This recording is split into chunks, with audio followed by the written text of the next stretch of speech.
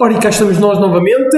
Nesta sessão vamos então fazer a instalação do Kali a partir do ISO e utilizando a nossa máquina virtual do VMware que já temos previamente configurada desde o vídeo anterior. Ora, para começar, vamos verificar se está tudo ok para fazer o setup. A primeira coisa a verificar é se o ISO já está inserido no CD-ROM e temos a opção de Connected Power On para quando ligar ele fazer a respectiva validação e para durante o processo de instalação é de todo útil que tenhamos uma placa em modo NAT para o Kali em caso de necessidade de fazer atualizações. Ora, vamos então garantir que o CD-ROM está Connected Power On e que temos a placa em NAT Connect também em Power On. Vamos então fazer o arranque da nossa máquina virtual.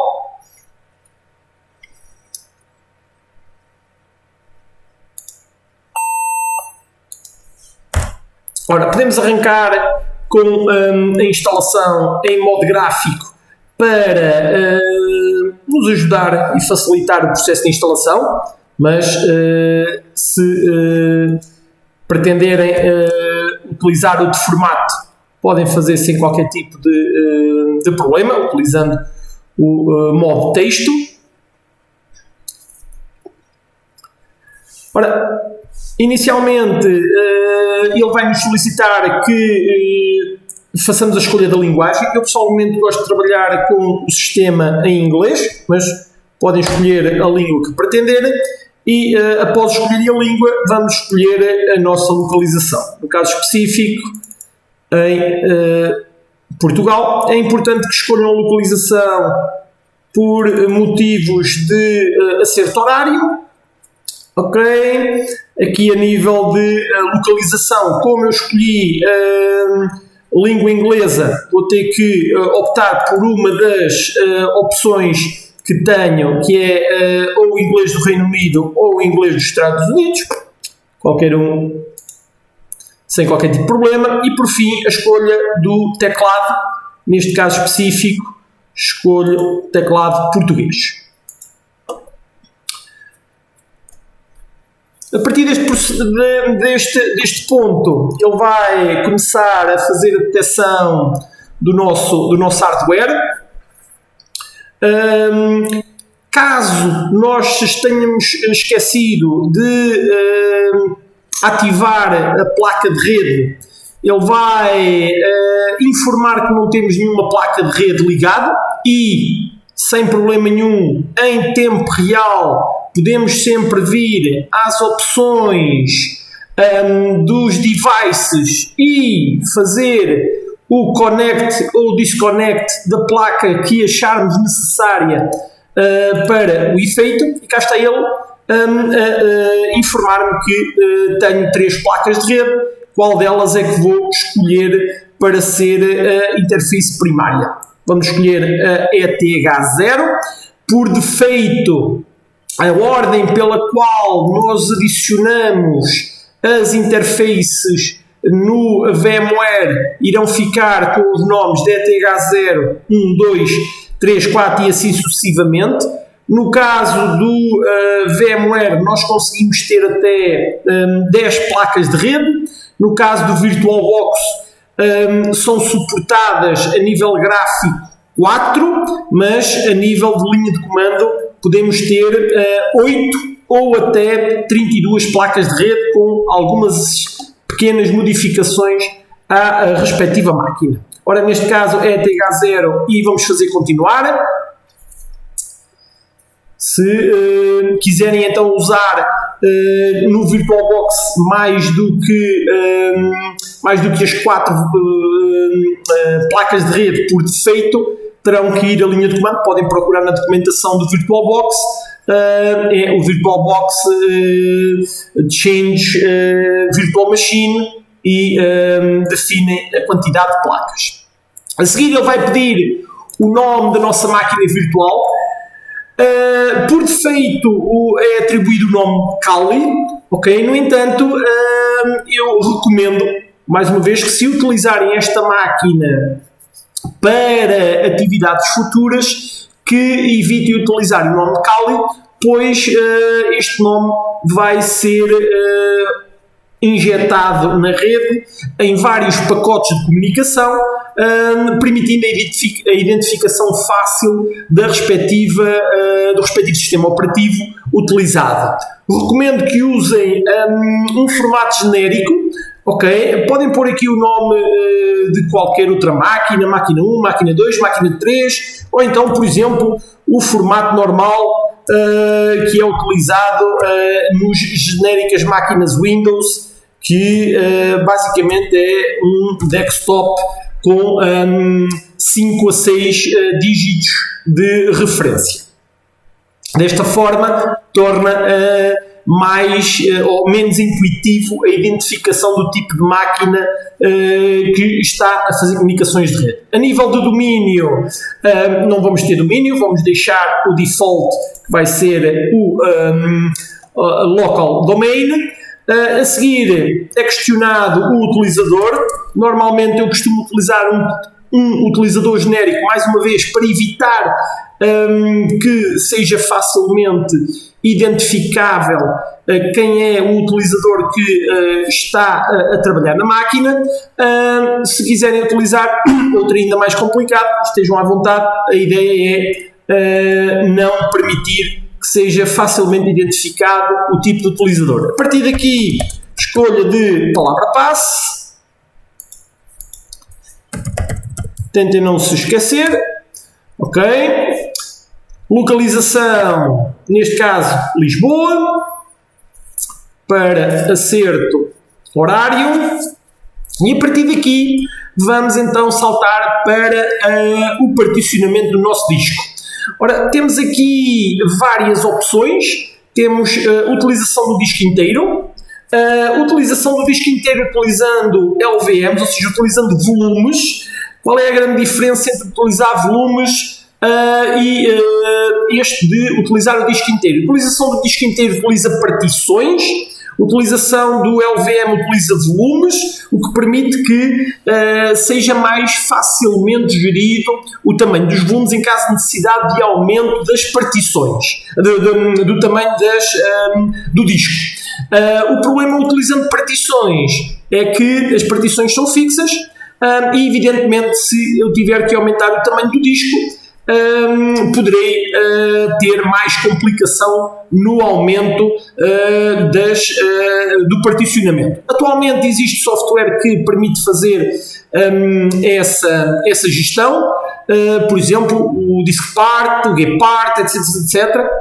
No entanto, a parte de gestão de volumes é sempre mais flexível. Existe também a opção de encriptação de um volume. Ora, quando é que se justifica encriptar um disco? Justifica-se encriptar um disco quando existe a possibilidade de este disco ou de o acesso a este disco poder ser feito por terceiros. Ok? Ora, se vocês construírem uma máquina, seja ela física, seja ela virtual, que esteja suscetível a ser acedida por terceiros e contenha informação confidencial ou informação restrita, convém que vocês encriptem o disco, seja o disco físico da própria máquina, seja uma pen, seja um disco externo, etc. Neste caso específico, vamos utilizar a máquina meramente para testes, por isso não vale a pena estar a encriptar, porque só vamos estar a roubar recursos ou consumir mais recursos da máquina virtual, pois sempre que vai ler e escrever no disco vai ter que forçosamente consumir ciclos adicionais de relógio. Vamos escolher então a segunda opção, os Entire Disk com LVMs. Cá está o nosso disco virtual que acabámos de criar. Evidentemente podemos fazer a separação de partições dentro do sistema, não há necessidade, não vamos perder tempo com isso. Também não vou agora perder muito tempo a explicar qual é a mais-valia da separação em partições. Vamos deixar tudo na mesma partição, ou seja, a primeira opção. Vamos aceitar escrever esta configuração no nosso disco e a partir daqui vamos saltar para o passo seguinte, que é de escolha do software a instalar. Ora, ele vai então nesta primeira fase instalar o processo base. Ora, vou parar ligeiramente a gravação enquanto... Ora, e cá está, após o sistema base estar instalado, vem a opção de escolha do tipo de software a instalar. Ora, a partir daqui podemos escolher o que vai ser ou não instalado. Ora, poderemos para já deixar por default. Se quiserem optar por escolher outro tipo de ambiente gráfico, tem o GNOME ou o KDE.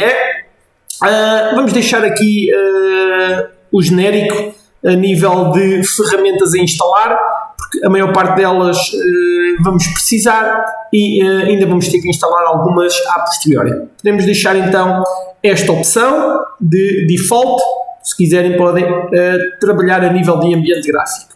E agora vou novamente parar ligeiramente o vídeo até que ele acabe a sua respectiva instalação.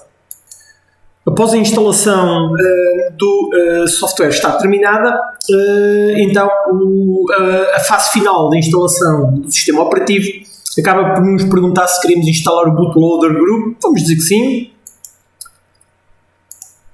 E vamos escolher a opção /dev/sda, que é o nosso disco, para ele arrancar diretamente com o nosso disco.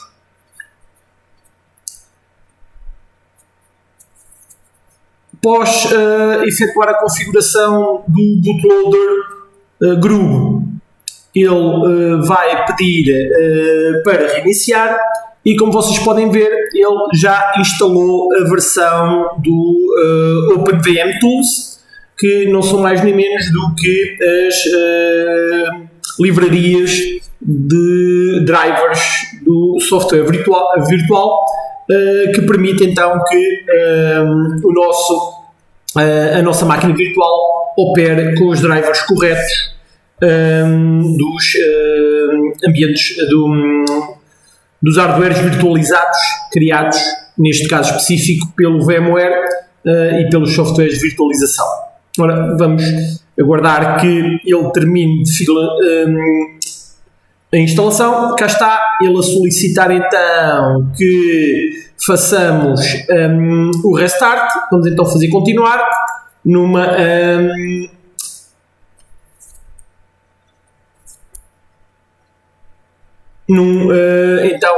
processo seguinte. Retiramos o CD-ROM do respectivo da respectiva máquina virtual, pois já não é necessário.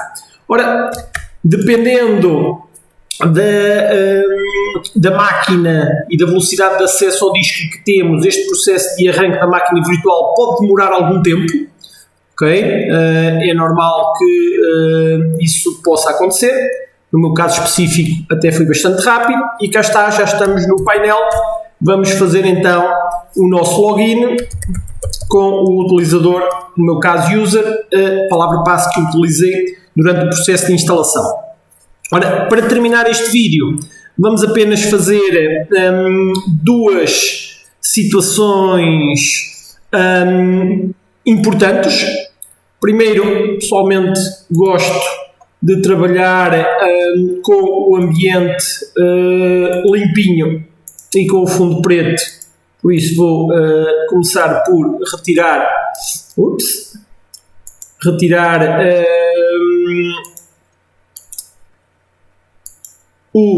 a cor de fundo e a primeira coisa que vamos fazer é abrir uma consola e vamos fazer duas pequenas adaptações que vão ser necessárias porque vem de uma má configuração das versões do Kali, tendo em conta que já houveram umas pequenas alterações atuais. A primeira é de que se fizermos o update das sources, vai haver um erro dizendo que as chaves já não são válidas, isto porque estamos a usar uma versão antiga do Kali que traz chaves incorretas. Então, a primeira coisa que vamos ter que fazer é carregar as novas chaves, e para isso vamos executar este comando wget -q -o hyphen e o endereço da ligação https archive.kali.org/archivekeys.asc. Vamos ter que executar com um utilizador root com privilégios para que ele aceite esse respectivo acesso, e a seguir o que vamos fazer é reencaminhar a saída deste comando para o comando apt keys add, que vai automaticamente adicionar estas chaves chaves adicionadas pelo apt, que é o aplicativo de instalação de software a partir do repositório. Ora, vamos então. Parece que.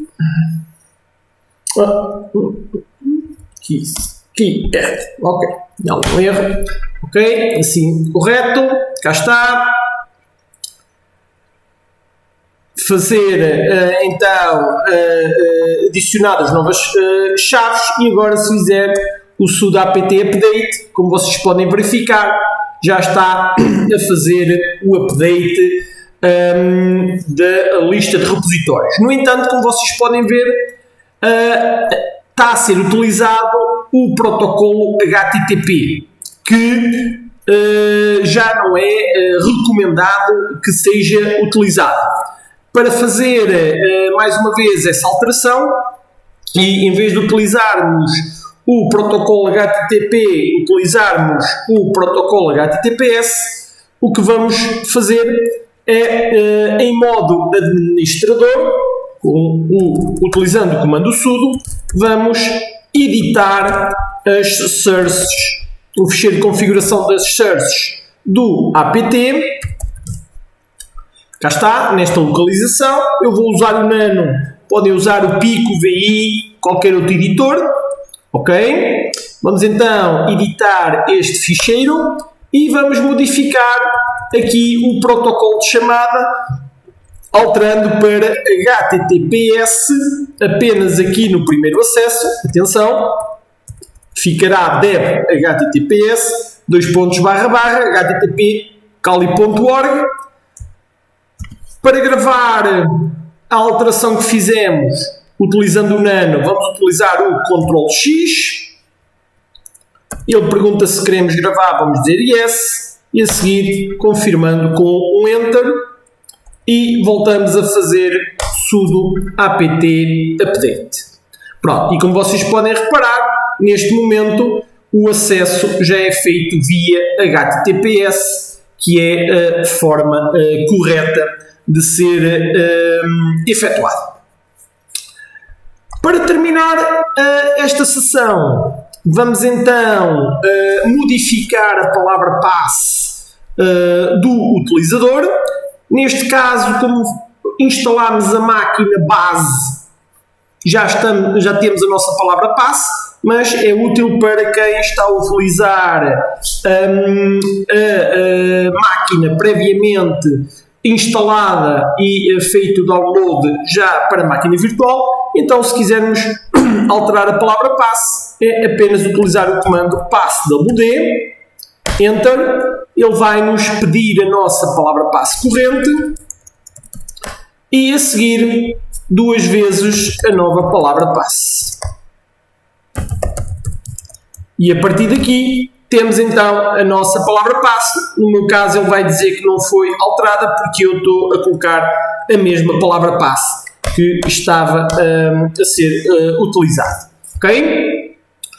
Ora, por este vídeo é tudo. No vídeo seguinte vamos então para a área de verificação das interligações de rede.